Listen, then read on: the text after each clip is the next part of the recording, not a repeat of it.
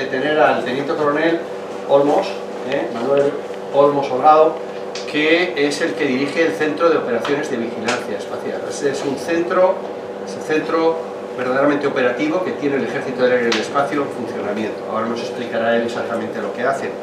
El teniente coronel tiene, desde luego, un amplio currículum muy relacionado con todo el tema de comunicación, de sistemas de comunicaciones, ciberseguridad, ciberespacio. Es muy importante. Él salió en el año 86 de la escuela de suboficiales, entonces salió de suboficial, y a los 10 años se transformó, ya era teniente, salió de la escuela, es decir, estuvo 10 años como suboficial, 9 relegado, y luego posteriormente salió de la escuela de oficiales. Buenos días, Jordi. Buenos días. Y toda su carrera principalmente ha estado dedicada, por supuesto, a estos servicios técnicos de comunicación, de transmisiones y de ciberespacio. Centra su trabajo especialmente, como digo, en las transmisiones, pero también ha tenido mucha experiencia en operaciones. Ha estado en un destacamento de 4 o 5 meses en Bosnia-Herzegovina en el 94, en los destacamentos de control aerotáctico, los boinas verdes que hablan con los pilotos para dirigirles dónde tienen que apuntar y tirar su bomba, y un segundo destacamento muy importante que estaba ya con la Unión Europea en Darfur, en Sudán. Esos son destacamentos verdaderamente importantes porque prácticamente me estaba contando que estaba solo de españoles metido dentro de esas fuerzas, en este caso de la Unión Africana, que estaban apoyando a Sudán a transformar el país y que fuera un país más moderno. De cualquier forma, sus destinos principales, como digo, ha estado en 2 destinos OTAN muy importantes. Uno ha sido parte de lo que llamamos la unidad de mando y control, lo que conocemos como AWACS o AWACS, los aviones, estos aviones radar. Él ha estado ahí 5 años destinado, y luego también has estado a ver, que me acuerdo yo, sí, en el ERCOM, eso está en Ramstein, me imagino, en el mando del componente aéreo dentro de OTAN, en Ramstein, también dedicado a la logística y a estos sistemas. Es decir, ha estado en 2 destinos OTAN, lo cual es muy importante para a cualquier oficial darle una capacidad de visión.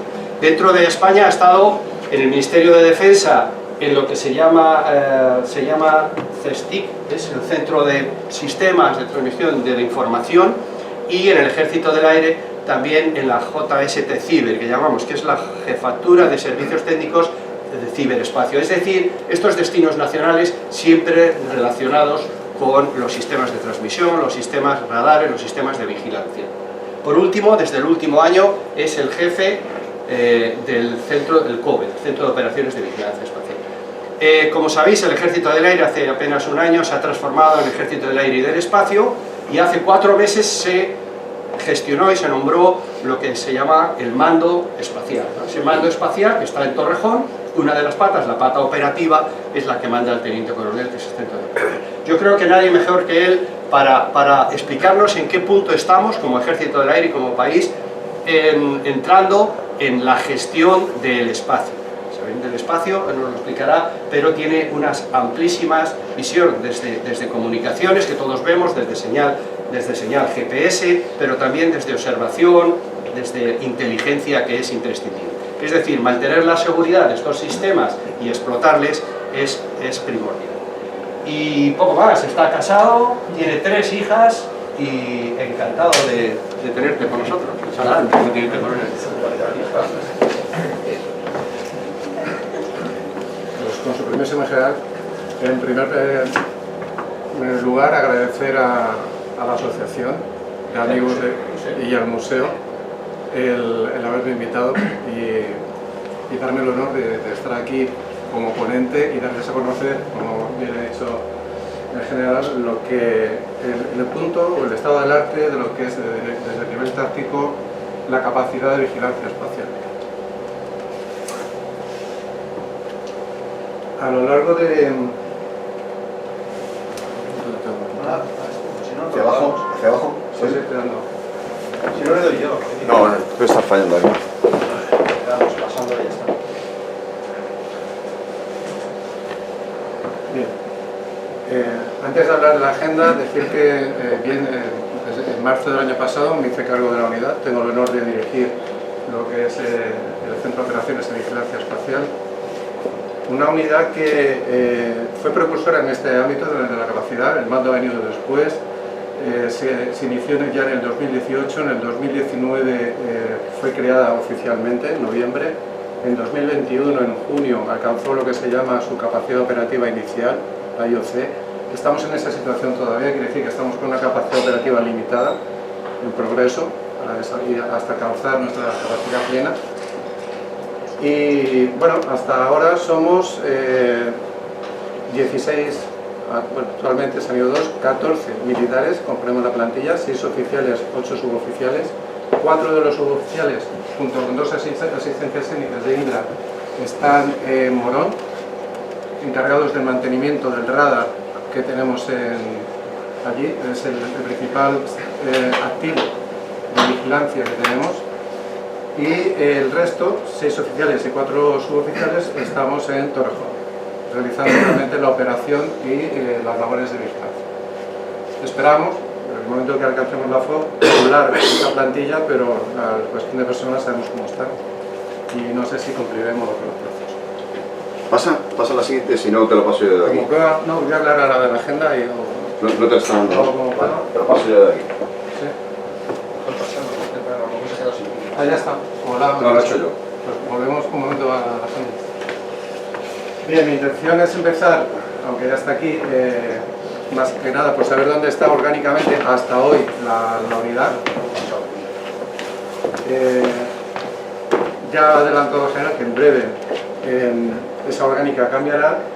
Veremos el por qué el Ejército del Aire ha cambiado de nombre para ser Ejército del Aire y del Espacio una vez que ha surgido la necesidad, y por qué ha surgido esa necesidad de vigilar también el espacio ultraterrestre, aunque me referiré en todo momento como espacio a partir de ahora, porque si no suena bastante trabalenguas en cuanto a ultraterrestre. Y sobre todo veremos que a nivel de espacio y de capacidades espaciales, el Ministerio de Defensa español, ni ninguno en el mundo, ni siquiera el americano, es capaz de hacerlo por sí solo. Necesita la cooperación tanto de la academia, la universidad, o de la industria para salir adelante. Y por supuesto de la colaboración interministerial a nivel nacional. Veremos cómo están distribuidas las competencias entre ministerios, veremos cuál es el Sistema Nacional de Vigilancia Espacial, que tiene 2 elementos, uno civil y otro militar, para luego centrarnos en ver las amenazas reflejadas o identificadas que provienen desde el espacio o hacia el espacio, y los recursos que tenemos para, en la situación actual, acometer nuestra misión.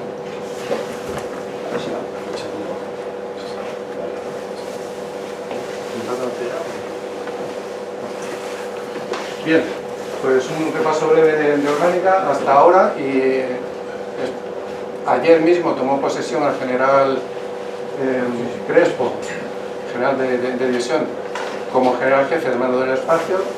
Una vez que se ha tomado celebrado este evento, pasaremos, entiendo, en breve, tan pronto acaben las obras, también en el edificio de Cesaró, que es donde nos ubicaremos. Estaremos tanto el MESPA, el mando del espacio, como el Cesaró, como el COBE en el mismo edificio.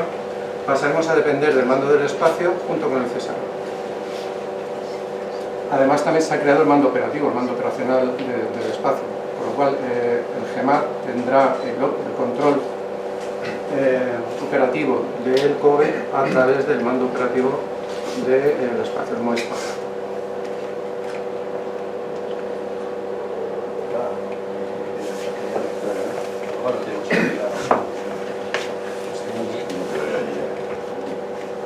Lo paso yo de aquí. Sí,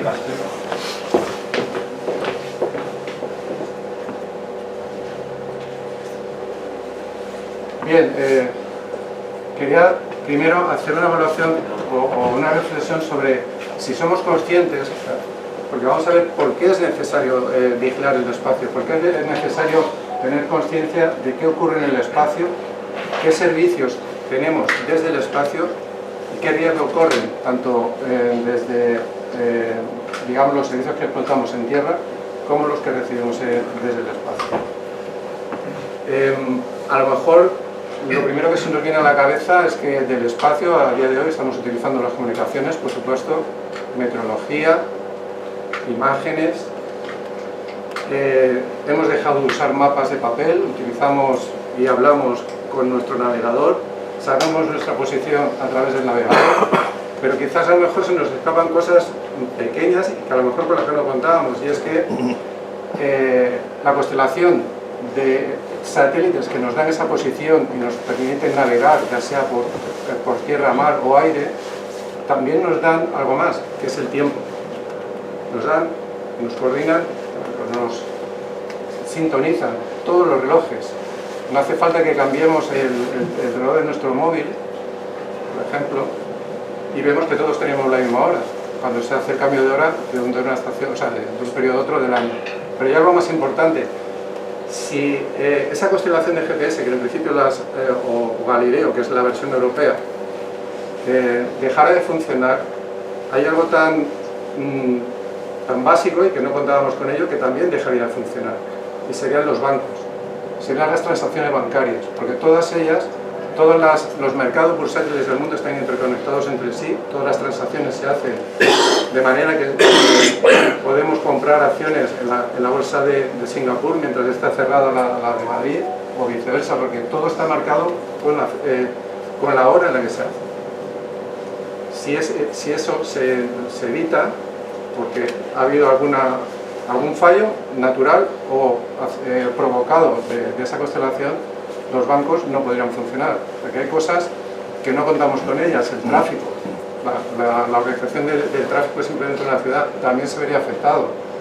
El de la navegación aérea, por supuesto, naval. O sea, hay cosas que se nos escapan, pero que quizá en este vídeo se puede verla de forma general, aplicado también a lo que es el ámbito militar.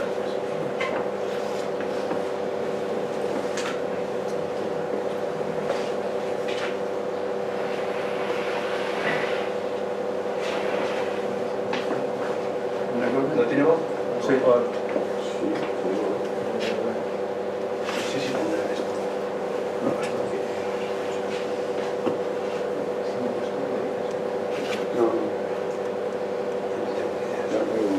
No igual, no sé. Bueno, pues es una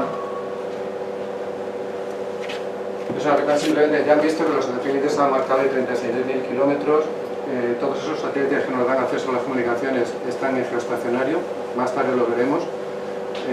Geoestacionario quiere decir que orbitan a la misma velocidad que la Tierra gira sobre sí misma, de manera que un satélite que lanzamos para dar servicio a nivel nacional siempre va a girar a la vez y sobre la perpendicular de la península.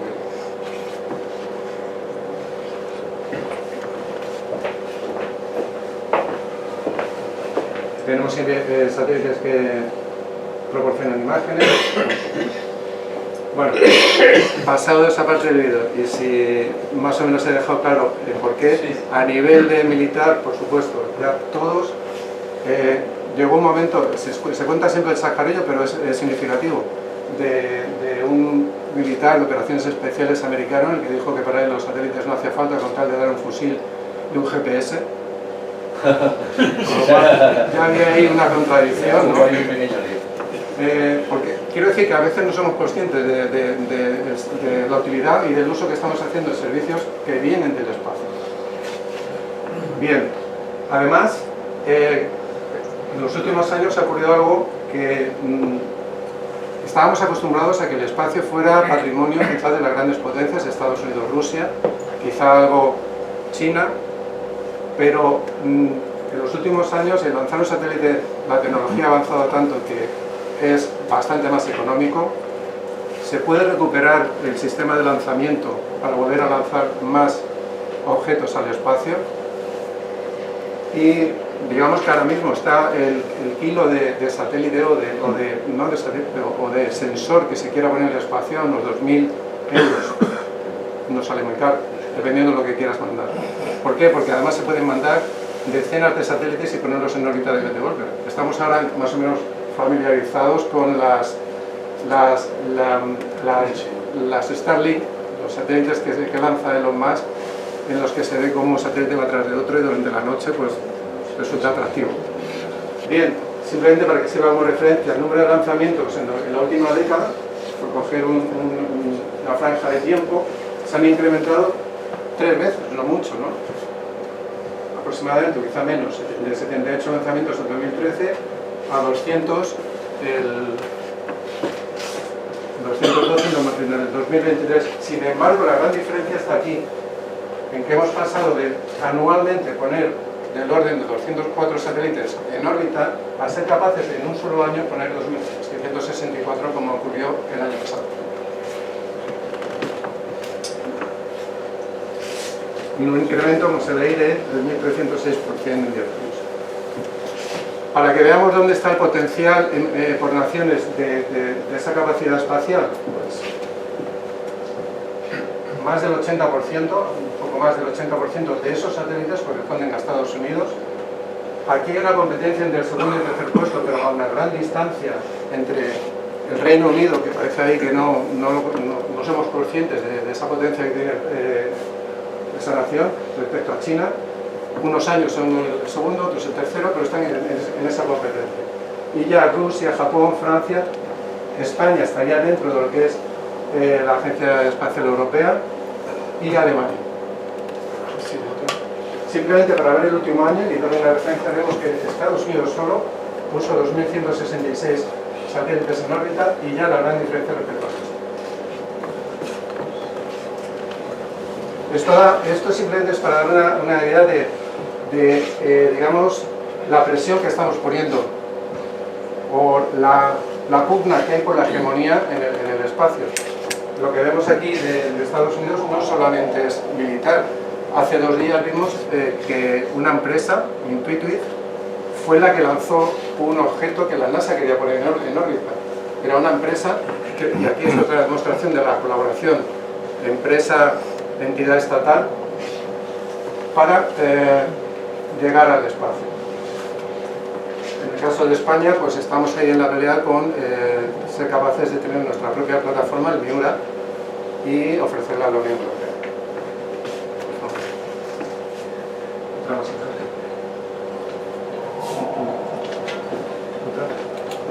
Bien. No, te lo voy a dar, es que parece que solo obedece al director. Mira a ver si se pinta de dentro, a mí sí me funciona. Apunta aquí. ¿Dónde? Ah, bueno, a lo mejor es eso. Es asombroso, ¿eh? Bueno, comando tú. Es el jefe del... Tiene el mando. Debajo del... A ver si desde No, aquí, hombre, no. Si no les importa, hablo de... Se parece una broma, pero a mí sí me funciona.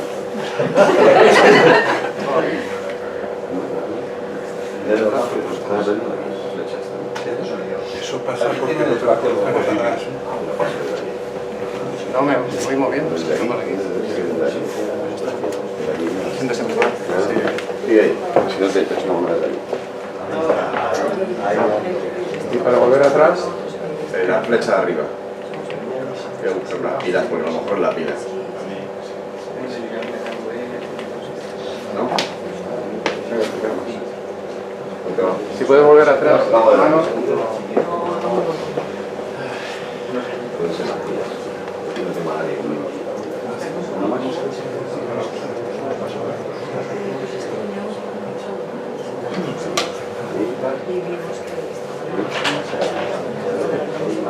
Ya te la puse de ahí. Bien, si no les importa, me quedo por aquí y así evitamos. De toda esa pugna por la hegemonía en el espacio, se fue ya consciente en el año 18-19 y fue cuando a nivel nacional se publica la primera estrategia de seguridad aeroespacial.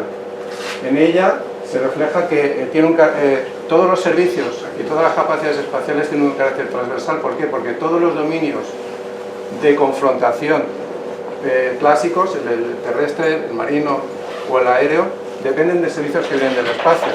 Y si vamos a la vida cotidiana, civil, lo mismo.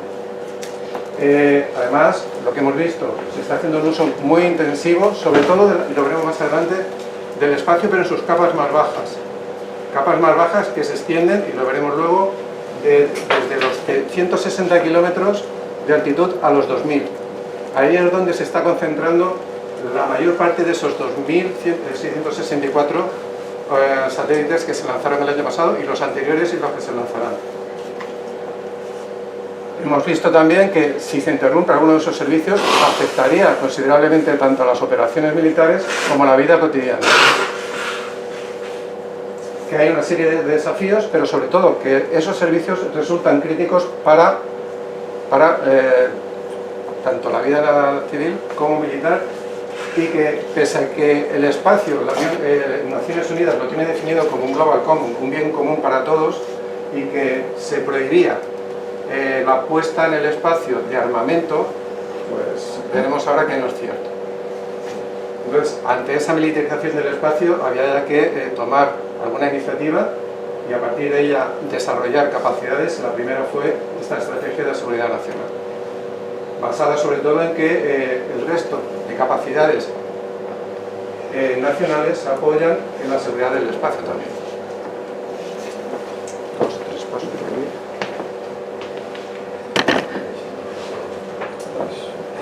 Bueno, gracias. Mío. Ahí. ¿Otra más? Para atrás, es para atrás. Bien, de lo expresado en la estrategia de seguridad aeroespacial se hizo eco también la estrategia de seguridad nacional del 2021, desarrollando ya la de 2017.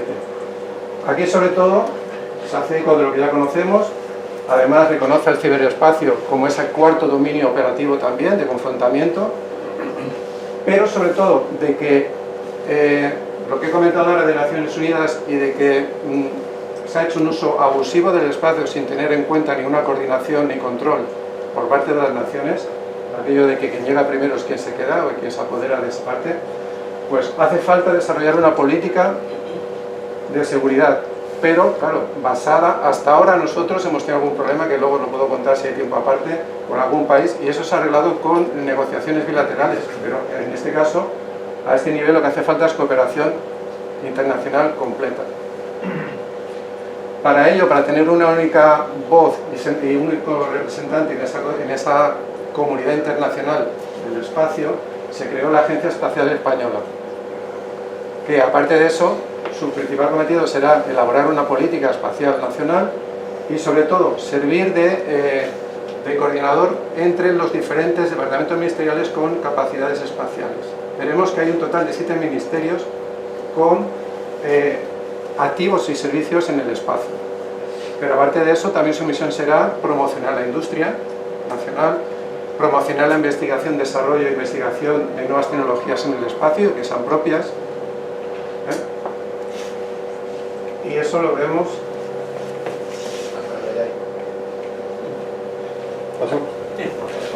Ahí estamos. Déjalo de lado yo.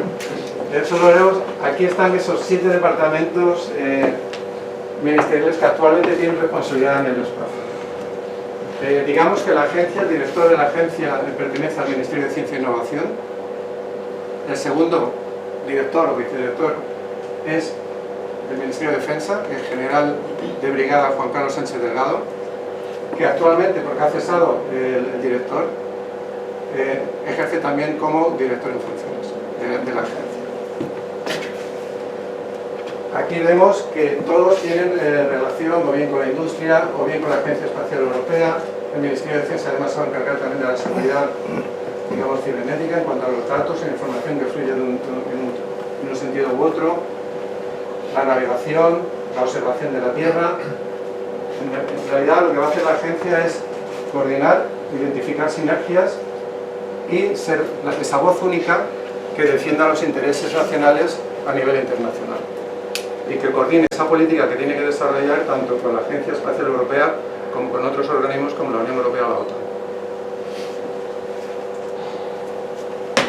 Vamos a intentar Bien, ahora ya identificada esa necesidad, ¿por qué? Porque además hemos tenido esas preguntas, porque muchas veces miramos al hermano mayor y lo tomamos como ejemplo y a veces ese ejemplo no es el mejor. ¿Por qué el espacio del aire, por qué el ejército del aire es el responsable de la vigilancia espacial? ¿Por qué no se ha creado un mando del espacio como se ha hecho en Estados Unidos? Ha habido países que lo han intentado, pero es que esa capacidad no la tenemos, y tampoco tenemos ese volumen de activos en el espacio. Se determinó que fuera el ejército del aire, pese a que la Armada ya tenía ciertos activos como telescopios, tanto telemétricos láser o telescopios para observar, sobre todo en las capas más altas de las órbitas, porque nosotros somos los que tenemos como misión permanente la vigilancia del espacio aéreo, de soberanía nacional. Y ese espacio aéreo, ¿por qué le vamos a poner una puerta si no se la ponemos al campo, al aire? Quiero decir, si actualmente las aeronaves pueden alcanzar una cierta altitud, pero las aeronaves espaciales simplemente la cruzan y pueden llegar más allá, porque nuestros radares o nuestros activos para vigilar el espacio convencional no pueden mirar más arriba, y evitamos con ello el que haya otro órgano al que haya que transferir a la hora de seguir un cohete la responsabilidad de ese control. Máxime cuando internacionalmente ni siquiera hay un límite consensuado de dónde empieza y dónde acaba el espacio aéreo y empieza el ultraterrestre. Hay una línea, si la oyen y la han leído alguna vez, que se llama Karma, está entre los 80 y 100 kilómetros, tampoco hay consenso, y es la que se identifica como que la densidad del aire es tal que las alas no son suficientes para sustentar una nave con tecnología aeronáutica. Y hace falta además que tenga una velocidad equivalente, una velocidad orbital, que viene a ser equivalente a unos 7 km por segundo. Bien, pues esa altitud estaría entre los 100 y 160 kilómetros. Ahí empezaría el espacio ultraterrestre. Y de ese es el que se encarga Crucemar, para seguirlo. Tenemos una unidad que ya sí que se encarga de la vigilancia del espacio aéreo hasta esa altitud, y por encima de ella es donde miramos desde el Centro de Operación de Vigilancia. Además, no hemos variado en los sistemas, en los sensores. Para la vigilancia del espacio aéreo utilizamos radares, para la vigilancia del espacio ultraterrestre también usamos radares. Los telescopios nos complementan, pero principalmente son radares de vigilancia espacial. Como ha dicho, hace falta y es necesaria esa cooperación con otros ámbitos de la sociedad, y nosotros, comunidad, la hemos tenido que ir desarrollando, tanto con la industria como universidades. Y esta semana que viene tendremos una reunión con la Universidad de Alcalá de Henares, porque tiene un departamento bastante importante en cuestión de espacio. Tienen incluso patentes de elementos que ya están en satélites en vuelo, o incluso en aeronaves lanzaderas. Y además otro muy importante que veremos, porque resulta que el término, lo verán, meteorología espacial es básico a la hora también de operar nuestros activos en el espacio. Por meteorología espacial no vamos a referir única y exclusivamente no a la temperatura que hace en el espacio, sino a la actividad del Sol y a la influencia que tiene esa actividad en los activos orbitando alrededor de la Tierra.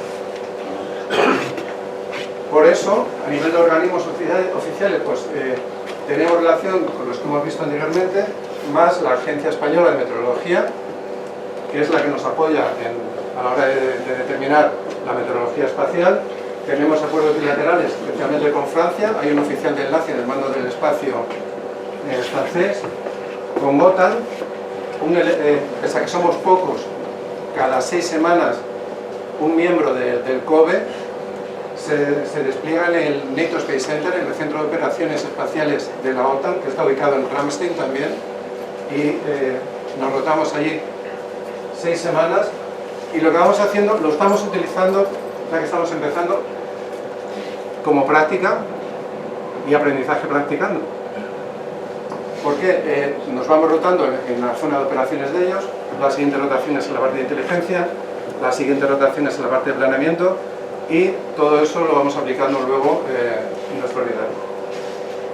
Con la Unión Europea también, y en el caso especial de Estados Unidos, pues no hay más que decir que me ha sorprendido ver mi nombre en alguna noticia por ahí, que no sé cómo se van se han apañado, pero las 2 últimas semanas estuvimos participando en el ejercicio Global Sentinel, que es el mayor ejercicio a nivel internacional.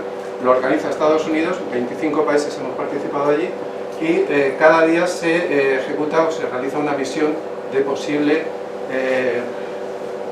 no hablo de ataques, pero tampoco hay que mirarlo todo desde el punto de vista bélico, sino de algún problema, algún satélite, alguna reentrada, como ya hemos tenido alguna información, y ver cómo, no individualmente, sino en coordinación con el resto de países, éramos capaces de afrontar esos eventos. Además, una vez que se renovó el tratado con Estados Unidos en 2015, Estados Unidos tiene desplegados telescopios aquí en territorio nacional, y hace 2 días, hace 3 ya, el Boletín de Defensa ya publicó la primera vacante para oficial de enlace en el mando del espacio americano. Nos vendrá muy bien para ir intercambiando también doctrina y conocimiento de cómo se organiza ese mando.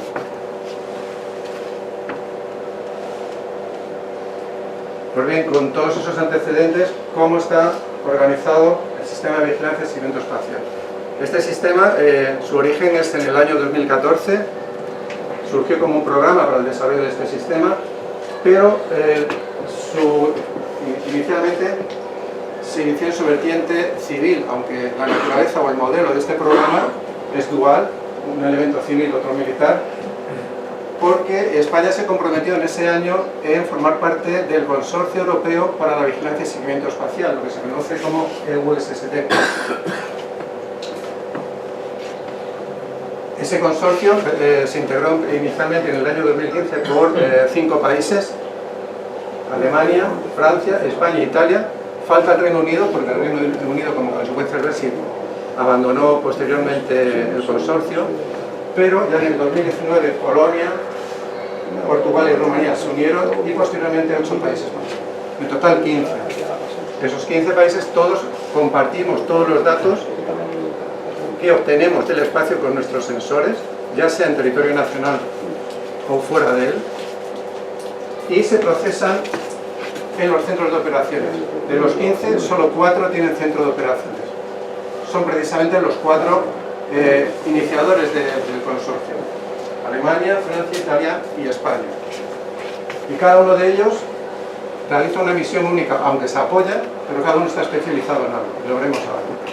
Volviendo a la parte de la derecha, lo que es el elemento civil, se conoce como S3COP, pero no sé, sería el Centro de Operaciones de Vigilancia y Seguimiento, que lo lidera un órgano del Ministerio de Ciencia e Innovación, es el Centro para el Desarrollo Tecnológico e Innovación, CEDETI, que lo que pasa con los nombres y con el tiempo.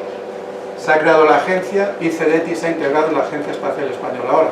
Entonces, llegar a hablar de CEDETI casi que es hablar de lo mismo.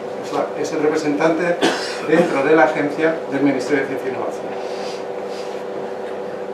Y luego, la parte militar, asumió el Ejército del Aire, y la ejecución la realiza el COBE.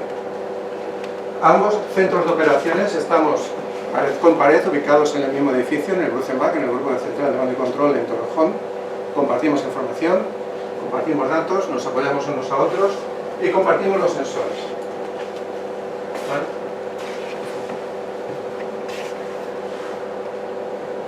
Bien, antes de ver los sensores, vamos a ver cómo esos 4 centros de operaciones se coordinan entre sí. Cada uno, como he dicho, realiza una misión. Italia es el que hace el cálculo de las reentradas.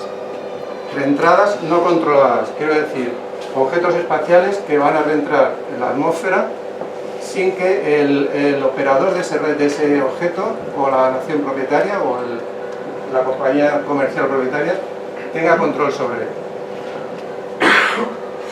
El resto de centros le van a proporcionar datos. Nosotros, incluso como centro militar, también se nos pide y proporcionamos datos y nuestros propios cálculos para esa posible reentrada. Italia lo fusiona y emite su propia predicción. Fragmentación. Tenemos que el mayor problema que hay y el mayor esfuerzo de todos los centros de operación espacial es el cómo evitar colisiones de los objetos activos con la basura espacial, con fragmentos de antiguos elementos que había en el espacio que ya no están activos y que algunos de ellos que han chocado entre sí se han desintegrado y no han entrado en la atmósfera ni tampoco se han ido más allá de la órbita donde estaban y están orbitando de manera más o menos regular alrededor de la órbita, alrededor de la Tierra. Pues Italia lo que va a hacer es establecer un modelo de comportamiento de esos fragmentos para que sea más fácil a los operadores prevenir esas posibles colisiones y prevenir dónde deberían poner en órbita sus activos para evitar el riesgo de una colisión.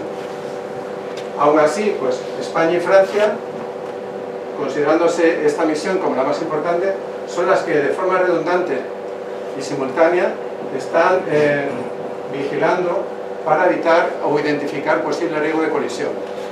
Ahí es donde entramos también el COBE, apoyando al S3 TOC, que sería el Centro de Operaciones Español, proporcionando nuestros datos de nuestro radar y nuestros propios cálculos. ¿Qué hacen estos centros una vez que se ha identificado esa colisión? Normalmente hay una distancia entre esos dos posibles objetos ya digamos de toma de decisiones, que es de 500 metros entre ellos. El centro elabora una propuesta de cambio de órbita y el operador propietario de ese satélite pues decide si hace o no hace el cambio de órbita o asume el riesgo de posible colisión.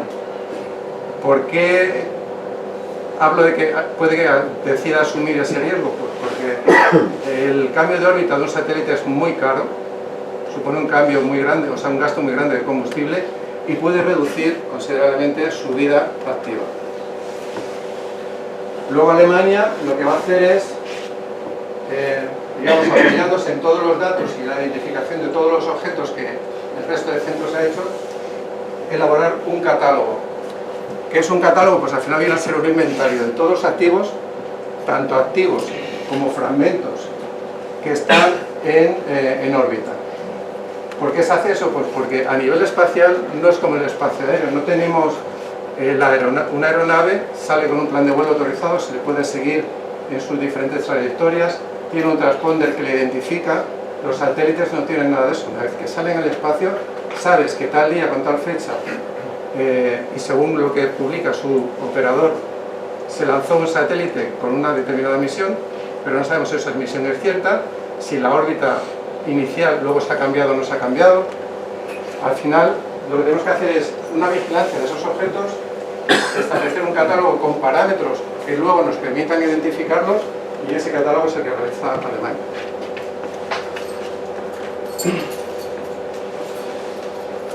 Bien, están las redes de sensores a nivel nacional y curiosamente a nivel internacional que también tenemos.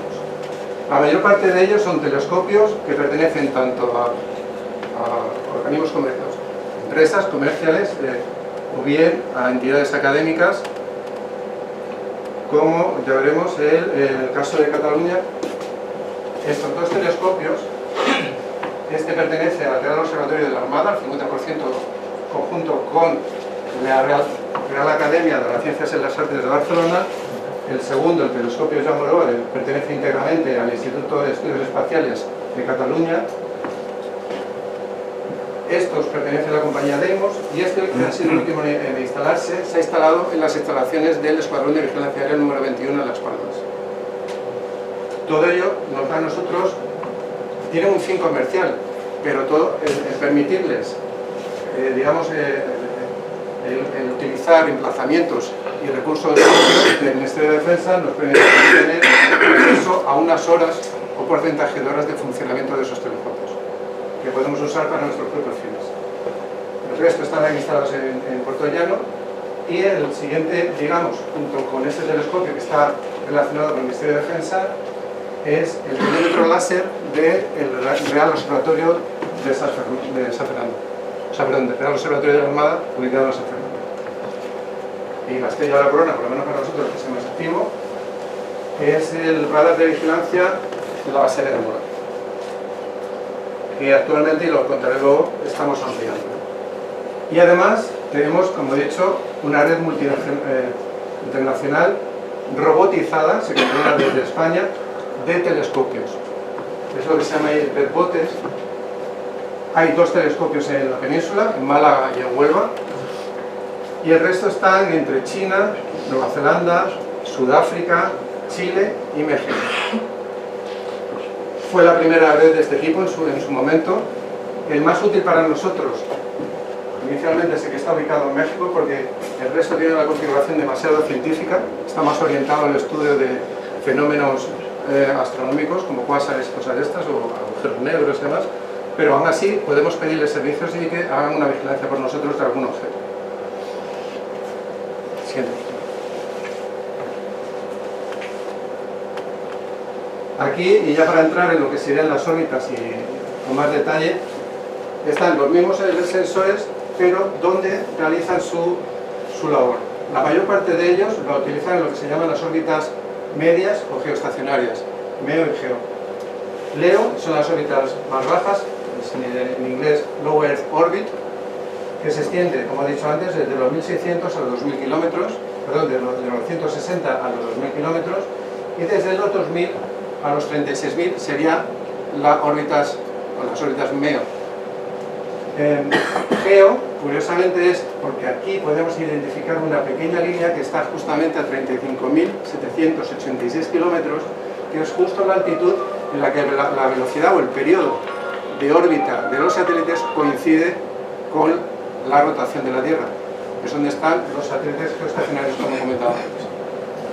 Aquí las órbitas, el periodo de órbita de un satélite viene a estar entre 90 minutos y 120 aproximadamente. O sea, hay satélites que dan 10-14 vueltas a la Tierra al día. En el tramo bajo de MEO serían 12 horas y, como digo aquí, serían justamente 24 horas. Estos hacen labor solamente de vigilancia, seguimiento, vigilancia y seguimiento. El radar solamente es de vigilancia y el telémetro láser del Real Observatorio de la Armada hace seguimiento en las capas más altas de LEO y las más bajas de LEO.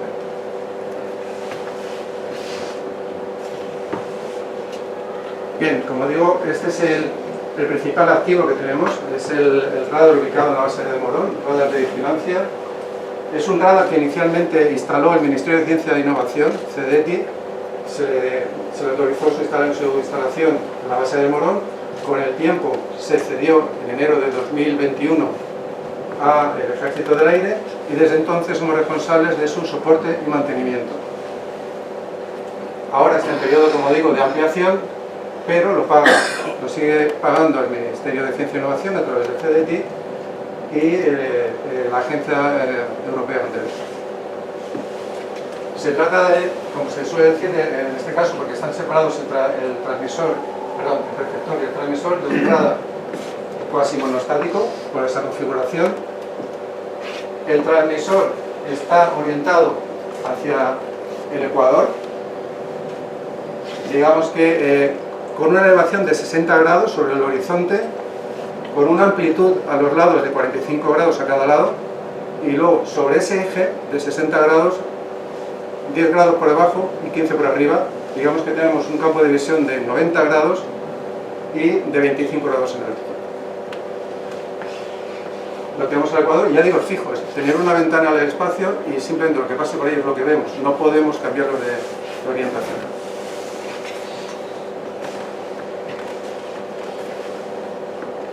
Este sería el cono. Aparte de lo que he dicho, de cómo es el cono en su amplitud y su altitud, el cono en sí es un cono sólido de vigilancia que empieza en los 200 kilómetros.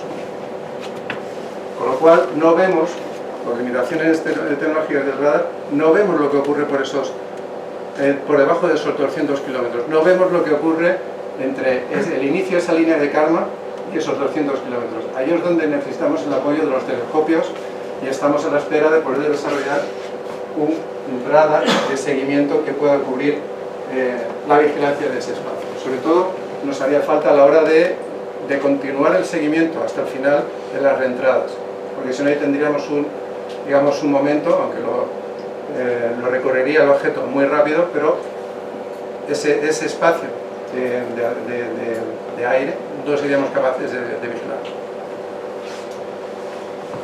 El radar, este sería su modo nominal, que es el que digo, pero también, por supuesto, en caso de error o de problema mecánico, se puede parar, o tiene otro, por favor, o tiene otro modo, y es que si sabemos, tenemos interés en seguir la trayectoria en su paso por el cono de vigilancia de un objeto en particular, y tenemos una información muy precisa de inteligencia de a qué hora, en qué momento y con qué órbita e inclinación va a pasar, podemos reducir ese cono, manteniéndonos en su configuración, reducirlo y concentrar toda la potencia en el área donde se estima que pasará ese objeto. Con eso, ¿qué ganamos? Ganamos en precisión y en resolución.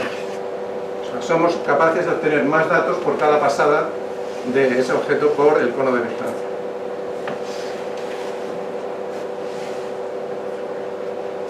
Como he comentado ya varias veces, la intención es ampliar este radar porque está en su configuración, digamos, básica. Actualmente, en junio de este año, habremos cuadriplicado la potencia del transmisor. Hablo cuadriplicar porque no llegaremos más allá de los 200 kilómetros, ni por debajo de los 200 kilómetros ni por encima de los 2000, pero sí que lo haremos con más potencia y ganaremos con ello en precisión y resolución de los datos obtenidos.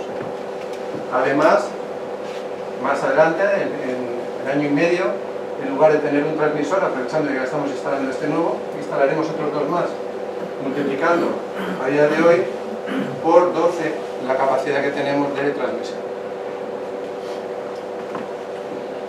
Ya a futuro, para estos dos proyectos sí que hay financiación, nos falta obtener financiación para multiplicar los transmisores por 3 y el receptor tener, digamos que actualmente tiene en el argot de los radares, se llama building blocks, 9 paneles, digamos, de recepción, pasar a 81, con lo cual, digamos que multiplicaríamos por 9 la capacidad de recepción y por 36 la capacidad de transmisión. Todo eso conlleva un aumento considerable de 50 veces el consumo eléctrico, pero ya en la base de Morón ya se ha tomado la iniciativa, se ha instalado una planta fotovoltaica que ya cubriría hasta el final del proyecto y además da también servicio al resto de la base de Morón. Esa planta ya está en funcionamiento.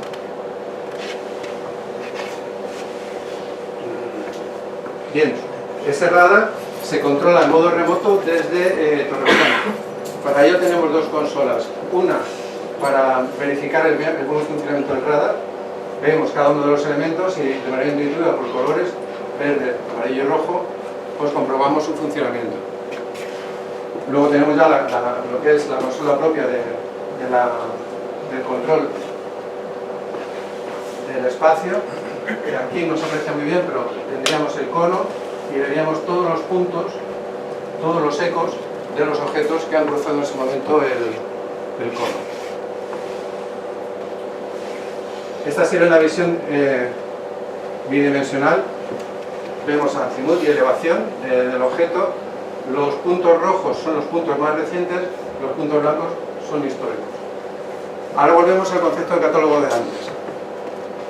Como ninguno de esos satélites se identifica en su desplazamiento, en su movimiento orbital, nosotros lo que hacemos es, una vez que determinados ecos del mismo objeto parece que coincide, se contrasta o se correla ese movimiento con ese catálogo, con los parámetros que tenemos en el catálogo. Si coincide, pues decimos, este objeto es el que en el catálogo se identifica con este nombre, tiene estas características de masa, de forma, de inclinación orbital, de distancia más cercana o menos cercana de apogeo o perigeo que se denomina hacia la Tierra, y sabemos su nombre y su propietario o su nación.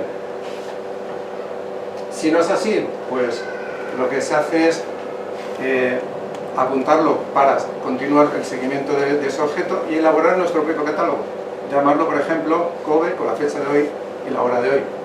Y lo seguiremos siguiendo hasta que seamos capaces de asociarlo o bien con algo público, mirando en fuentes abiertas a qué objeto puede corresponder, o, también lo hay un 5% de los objetos registrados que no se sabe de quién y qué hacen, pues estaría ahí como desconocido, pero ya le hemos dado nosotros un código, le hemos dado una identificación y haremos un seguimiento de su comportamiento. En este caso, tan pronto lo reconocemos en el catálogo, aparece ya una traza, como puede aparecer para un avión normal, y aquí por ejemplo vemos que ese mismo objeto debería, esto es la trayectoria, debería llevar esta trayectoria según el catálogo, pero se ha visto que ha hecho un cambio de trayectoria, ha seguido, ha subido otra vez y sigue otra trayectoria diferente. Ahí veremos que hay diferentes tipos de satélites y ese cambio puede corresponder con un comportamiento normal de unos satélites que denominamos inspectores, y explicaré más adelante qué consiste, pero que también realizan misiones de espionaje. Entonces, pues, nos puede dar una pista. También puede ser un satélite que en su momento perdió altura o el operador ha decidido cambiarlo de órbita. Eso ya se consulta, se contrasta y entonces lo que haríamos sería cambiar los datos en el catálogo y actualizarlos.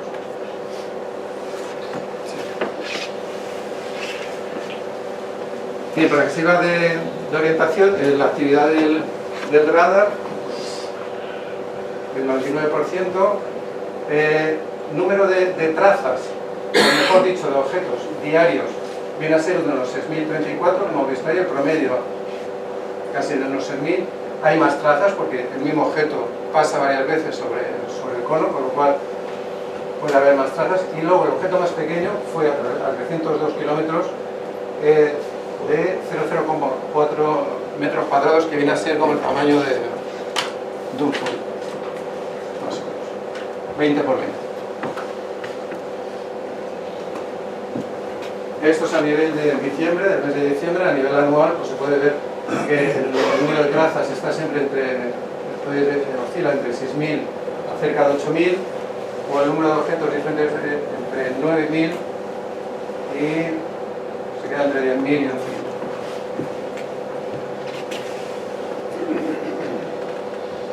Y ahora ya llegamos a la parte militar. Todo esto ya es con qué herramientas tenemos, por qué es necesario vigilar el espacio. Pues precisamente por algo parecido es porque se ha llegado no solamente a la cogestión de satélites comerciales del espacio, sino que además se está haciendo un uso militar y se está desplegando armamento en el espacio.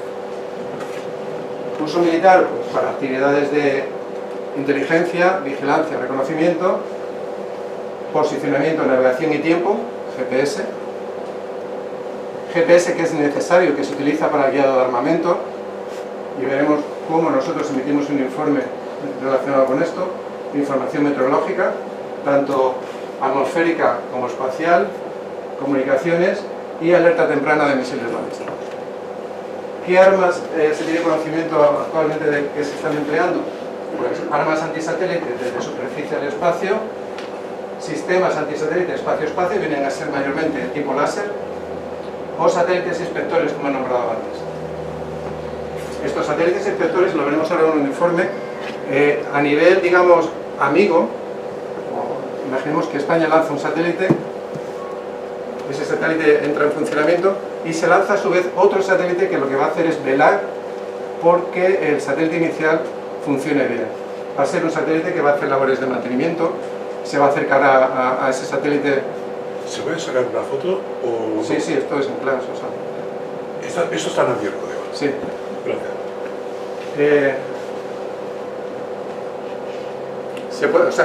El satélite inspector haría labores de inspección para comprobar el buen funcionamiento. Si hay algún problema, intentaría acoplarse al satélite para realizar alguna labor de mantenimiento o incluso de reabastecimiento de combustible para asegurar la vida o prolongar la vida del satélite inicial. Pero igual que ese satélite inspector lo utilizamos para esos medios, lo que se ha visto es que hay otros países que lo utilizan para seguir a satélites, digamos, de interés o hostil o que se consideran hostiles.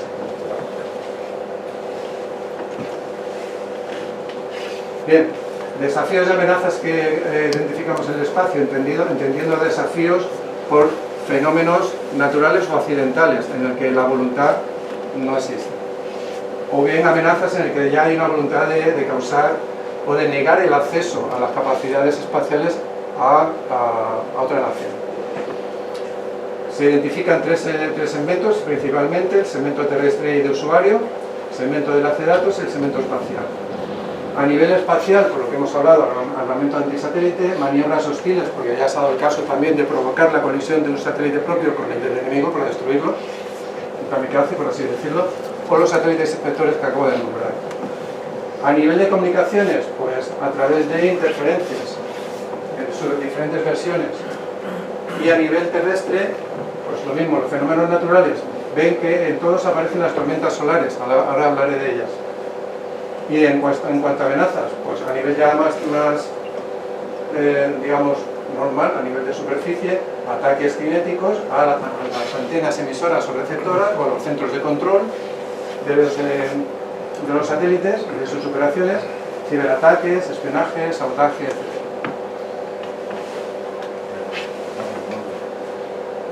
Bien, ¿cuál es el mayor desafío en todo esto? Pese a lo que hemos hablado anteriormente de las amenazas y lo que ya he dejado caer antes, el mayor problema para todos los centros de operaciones espaciales es la basura espacial. Desde que en 1957, ahí lo ven, se lanzó el primer satélite, se han catalogado casi 60.000 objetos. Casi 60.000 satélites ya lanzados. De ellos, bueno, me voy a saltar un momento estos datos, de ellos, ahora mismo solamente 12.000 satélites están, digamos, orbitando, aunque 8.400 solamente están operativos, el resto están inactivos. Y se espera, de una manera o de otra, o bien su reentrada controlada, o que haga una reentrada que haya que seguir. Pero si miramos a la basura, y que es un problema, hay detectados y catalogados en torno a unos 30.000 objetos mayores de 10 centímetros. Pero hay 1 millón entre 1 centímetro y 10. Han visto que el radar que tenemos actualmente de vigilancia no es capaz de verlo. Esto se ha hecho un cálculo a través de lo que desde el propio satélite se puede ver. Pero además es que hay millones de fragmentos menores de 1 centímetro. Estos elementos se están moviendo a 7 kilómetros por segundo. Un elemento de unos 10 centímetros sería capaz de destruir un satélite convencional. Pero es que uno de 1 centímetro podría destruir un sensor, una antena de un satélite que está en funcionamiento. Es una bala, es un proyectil, prácticamente. Y bueno, pues aquí, tomando como referencia el centro de operaciones del mando del espacio americano, verán que la mayor parte de su trabajo, de su esfuerzo diario, se emplea en vigilar tanto la basura como los satélites inactivos para evitar las colisiones. Y ahí tienen el dato. Nosotros, en nuestro caso, estamos recibiendo semanalmente 2 alertas de posible colisión en las órbitas más bajas. Que sean 2 no quiere decir que sean 2 que confirmen un riesgo real de colisión. Hay que valorarlo, hay que seguirlo, pero la mayor parte de las veces o bien ese riesgo con el tiempo se ve que no es tal, o al final pues el operador sí que tiene que tomar alguna determinación y cambiar la órbita. También hay que contar con que ese porcentaje no es tan alto, ni todas las veces que proponemos un cambio de órbita se realiza, porque el operador lo considera un gasto y prefiere asumir el riesgo.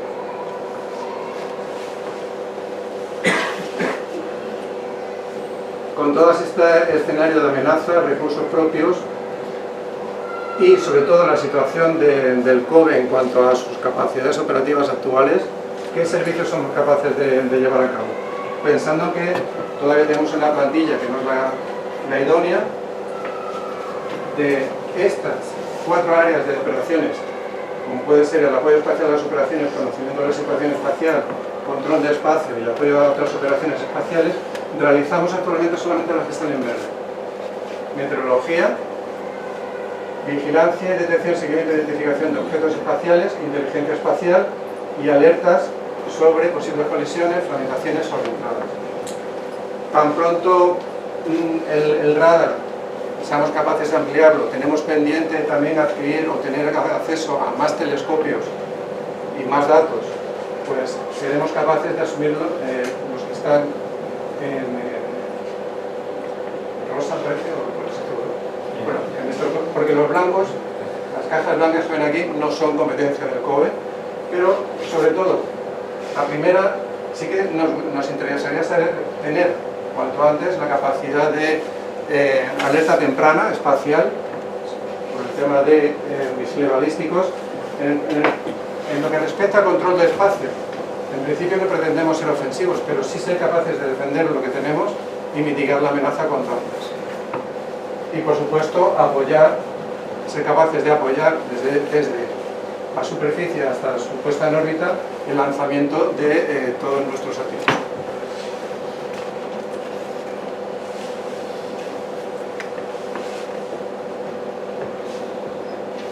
Estos son los productos y servicios que nos piden normalmente, ya digo, tanto la parte civil, nos pueden llegar estas solicitudes desde el S3 TOC a nivel de Unión Europea o de Armada, Ejército de Tierra o del ámbito conjunto. En este caso son una solicitud de conocimiento de cuándo satélites que consideramos hostiles o posiblemente hostiles van a sobrevolar una zona, bien territorio nacional principalmente, una zona de operaciones donde tenemos desplegadas fuerzas o una zona de interés nacional aunque no sea parte de nuestro territorio. Por nuestra parte lo que hacemos es un seguimiento de esos satélites. Cuando no cruzan el cono, lo que se hace, tenemos un software que permite, a través de cierta inteligencia artificial, hacer una prospectiva de cuál es la trayectoria de ese satélite fuera del cono también. ¿De acuerdo? Y emitimos un informe.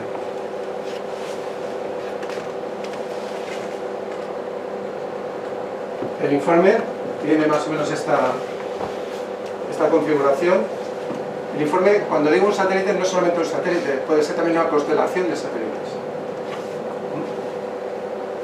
Una tabla inicialmente en la que por cada día se especifica en qué hora ese satélite o esa constelación de satélites sobrevoló la zona de interés. Luego, de forma más detallada, se describe en una tabla, satélite por satélite, a qué hora sobrevoló la zona de interés, a qué hora finalizó el sobrevuelo y cuánto duró. Esta tabla en sí, si se lee, puede resultar dura o complicada de entender, y por eso, y sobre todo para la Armada,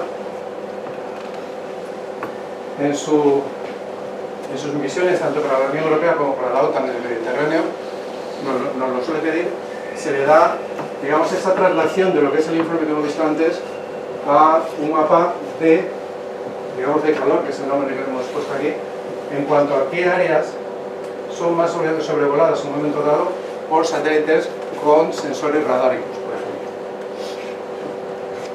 Para que sepa dónde puede ser,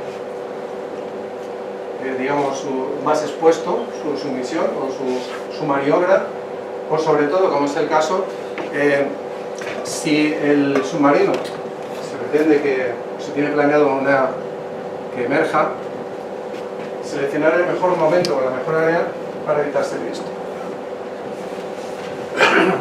Una vez visto los colores, luego puedes ir a la tabla e identificar el momento más seguro. Esto es para satélites radáricos y esto sería para satélites con sensores electro-ópticos o telescopios. Lo mismo. Se contrasta y se decide el mejor momento para no ser visto. También hay que pensar que no siempre este informe está enfocado en satélites hostiles. Puede ser que realmente lo que interesa a nuestras fuerzas es saber cuándo satélites amigos van a sobrevolar para solicitar servicios de ellos. Es una vertiente o la otra. Lo que hemos hablado de los satélites inspectores. Estos satélites inspectores realizan a veces operaciones lo que se llama aquí de proximidad o de reencuentro. Lo que vienen a hacer es cambian su órbita y se ponen o bien en la misma órbita por delante o por detrás del satélite objetivo. Y lo que van a intentar en un momento dado es aproximarse lo máximo posible. En este caso, llegó a estar, o sea, su proximidad fue de 46 metros entre uno y otro. También es verdad que nosotros lo seguimos primero por conocer lo que hacen y lo que son capaces de hacer. Era entre dos satélites del mismo país. Pero es que esto mismo lo están haciendo con satélites que no son del país. Entonces, de esta manera también conocemos cómo se comportan. Se nos pide informes sobre ellos, seguimientos sobre ellos y esto sería un ejemplo de ese informe.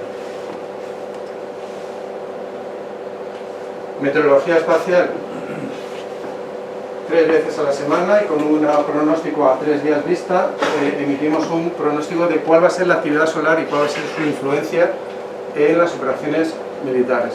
E incluso si el efecto, digamos la deflagración solar arrastra masa, que son las más peligrosas, y que puede también tener efectos sobre las instalaciones civiles de producción de energía, porque puede provocar una subida, no sé, una subida de voltaje que pueda reventar o provocar algún daño en las instalaciones, pues aquí por un código más o menos muy intuitivo de colores se identifica el riesgo y se especifica sobre todo si va a influir en las comunicaciones HF o VHF a nivel de nuestras aeronaves, es algo así que también hay que tener en cuenta, o si la actividad es tan importante que está modificando la densidad de la ionosfera.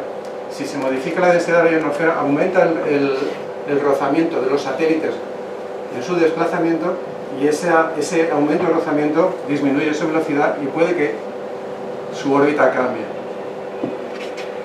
Si están muy altos, a lo mejor no representan problemas, si están muy cercanos o muy por debajo, en órbitas muy bajas, puede llegar a haber un riesgo de reentrada y obligar al operador a hacer un cambio de órbita.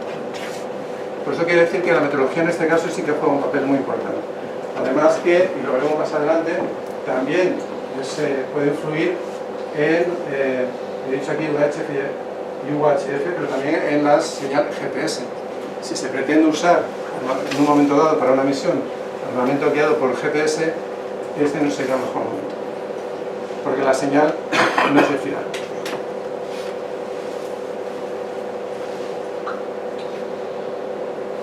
Volviendo, ahora ya sí que esto es un estudio también para cuando se está planeando una misión y se está pensando en qué objetivos afrontar.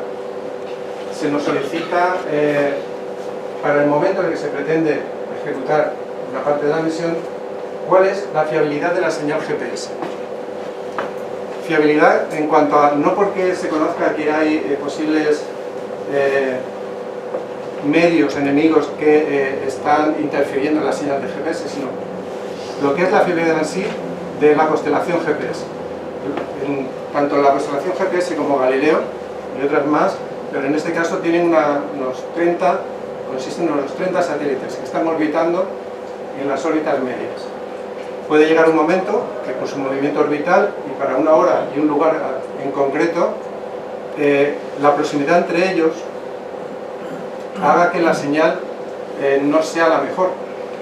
No sé si a veces les ha ocurrido que por muy fiable y muy contento que estén con su GPS en su móvil, da la sensación que en lugar de circular por la carretera, estamos en el campo. Bien, pues eso puede ocurrir porque cuanto más próximos, porque es un fenómeno de triangulación, cuanto más próximos están los 4 o 5 satélites considerados, la señal es como cuando también jugamos con los ojos a juntarlos, la visión no es muy correcta, ¿no? Pues en este caso la señal tampoco lo es y lo que hacemos es medirlo con un programa. Cuanto más alta en este momento se mide cuán deficiente es la señal. Aquí es cuando es peor la señal, los mejores momentos para usar ese posible armamento guiado por GPS son precisamente los valles, son estos puntos. De manera que las fuerzas que están planeando esa misión, pues aquí pueden ver cuál es el mejor momento para usar ese armamento, o si no pueden cambiar de tiempo, pues habrá que cambiar de armamento. Siguiente, por favor. El de las reentradas. cuando hay algún riesgo de reentrada, cuando se conoce que hay algún objeto que está perdiendo órbita, y normalmente se nos avisa con una antelación de un mes. ¿Por qué? Porque el operador si se trata de un satélite, el operador de ese satélite ha visto que ya ha perdido el control y que definitivamente va a haber una reentrada de ese satélite, o bien está haciendo un seguimiento de si el satélite ya está inactivo o está destruido, pero está haciendo un seguimiento de los objetos, lo mismo, de los fragmentos, mejor dicho. Nos avisa de que hay fragmentos de ese satélite o lo que es el cuerpo completo de ese satélite que puede reentrar. A falta de una semana, digamos que a falta de un mes, estamos haciendo a lo mejor observaciones pues cada 3 días, más o menos, del comportamiento de ese objeto que va a hacer una reentrada. A falta de 7 días ya se realiza cada 24 horas. A falta de 3 días se realiza cada 6 horas. Y a falta de 24 horas, pues ya es cada 2 horas. Se emite el informe. Nosotros lo que hacemos es también basarnos en la predicción que hace la Unión Europea, la predicción que hace el mando del espacio americano y nuestro propio análisis. Lo fusionamos y llegamos a una predicción más o menos cierta. Predicción que siempre tiene un rango de incertidumbre. Siempre que se da, no se aprecia aquí, pero siempre que damos el punto de reentrada y hora de reentrada, lugar de reentrada, añadimos también un valor que es el de incertidumbre. ¿Por qué? Porque no sabemos cómo está la atmósfera una vez que se inicie la reentrada. No sabemos el nivel de rozamiento que pueda haber. Cuanto más alejados estamos en el tiempo de la posible reentrada, mayor es la incertidumbre. Cuando ya estamos a falta de 2 horas, es de 30 minutos. Parece poco, pero si estamos hablando de un objeto que se está moviendo a 7 km por segundo, en 30 minutos es capaz de recorrer 12.000 kilómetros. ¿De acuerdo? Perdón. ¿Puedo volver atrás? Este informe se emite tanto al mando de operaciones, a nivel operativo, como al Consejo de Seguridad Nacional, en concreto al Departamento de Seguridad Nacional. Ahora lo veremos, pero no sé si recuerdan que no hace mucho, a finales de 2021, en noviembre, se cerró el espacio aéreo del área del nordeste de España, Cataluña, por la amenaza de una reentrada de un satélite. Estuvo cerrado el espacio aéreo durante 45 minutos. No pasó nada, por lo cual hubo polémica. Si hubiera pasado algo, pues también. Pero al menos el riesgo lo había y lo veremos ahora. Es por eso que hay un protocolo de alertas espaciales, lo lidera el Departamento de Seguridad Nacional, y a él se envía, en ese departamento y en ese consejo están representados todos los ministerios implicados, está AENA y está el Ministerio de Defensa, en que participa también el Congreso. Todo para que, como digo aquí, se permita la toma de decisiones y asumir el riesgo de esas decisiones. No. Adelante. Perdón. Bien, este es el caso que hablaba del 4 de noviembre de 2021. Esto es a falta de 7 días, en el que nosotros lo que hacemos es una predicción de todas las órbitas que va a hacer ese objeto durante esos 7 días. Y vemos que sí que hay algunas órbitas que sobrevuelan. No nos fijamos en el territorio peninsular propiamente dicho, lo que es frontera territorial, sino lo que es el FIR, lo que es el espacio aéreo de soberanía nacional, tanto de la península como del archipiélago canario. Entonces, tan pronto vemos que las órbitas cruzan por esas áreas, pues lo consideramos un riesgo y hacemos el seguimiento. Esto fue a falta de 7 días, 3 días, se mantiene la dinámica de que sobrevuela la península ibérica.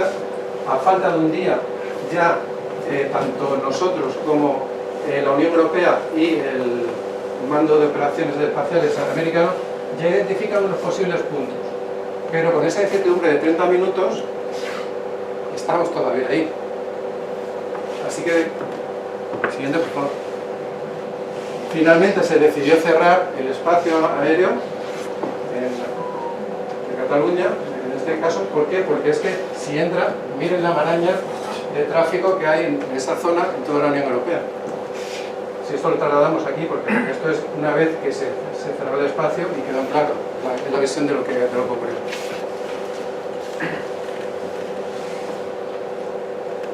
También por nuestra parte en el COBE lo que se emite es cada semana un informe de inteligencia en el que se describen los hechos que requieren una especial atención, aunque no representen un riesgo, para lo que es el mando de operaciones. En este caso un satélite de Singapur con datos sobre su cometido y la resolución que se conoce de él, que es para observación de la Tierra.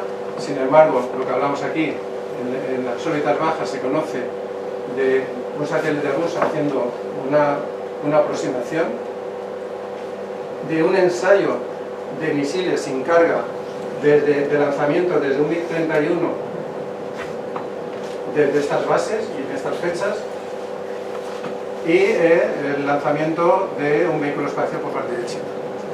Es un resumen más o menos de la información que en este momento tenemos.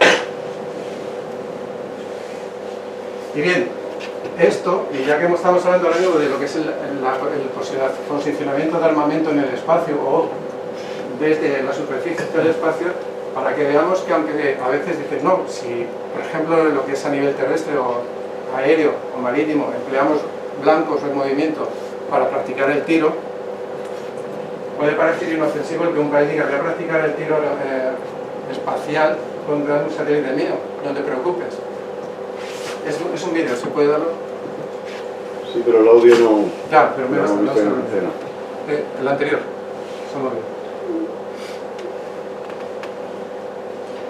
El software que manejamos nos permite hacer una predicción de lo que es el movimiento, por eso esto es, en base a los datos que teníamos, ¿no sale? Tiene una reserva que ¿Tiene una pestaña para play? sí, tiene que salir por aquí algo y darle al play. ¿Ahí? No sale nada, ¿eh? ¿Sale?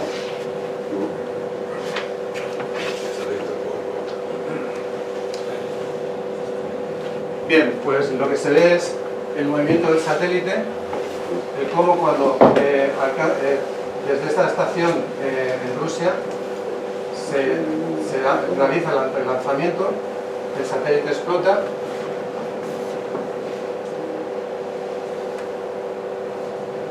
Siguiente. Sí. ¿Y qué ocurre? Pues que de repente tenemos un cinturón de basura espacial que es un obstáculo, entre otros, para un satélite nuestro, que es esa trayectoria que nos aprecia y que se vería en el vídeo, que es el satélite PARC, que es de observación de la Tierra, y que tuvo que cruzar, o tuvo que, digamos, tener en cuenta. En total, el COBE en este caso fue el segundo centro de operaciones mundial en identificar y catalogar los fragmentos que podemos ver, había muchos más, en total fueron 1.700. Y simplemente para que vean que no basta, o sea, hay unas diferencias y unas particularidades en cuanto al entorno espacial y el entorno clásico tierra, mar y aire.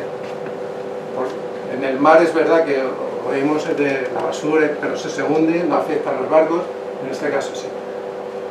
En este caso es un problema y gordo. Siempre.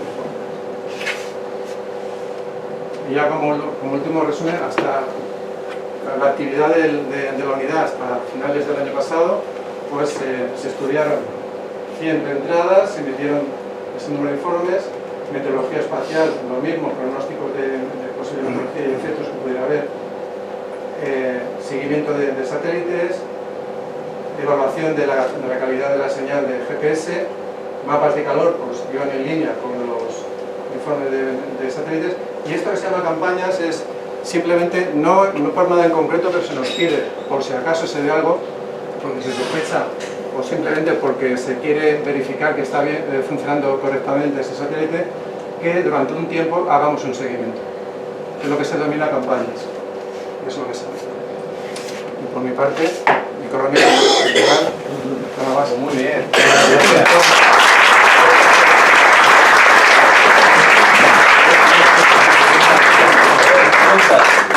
Y por mi parte eso, preguntas, por favor. Venga, preguntas. A ver, los jóvenes. Tanto la basura espacial como los pequeños, la pequeña basurilla, ¿en algún momento se llega a destruir porque se acerca a la Tierra o algo?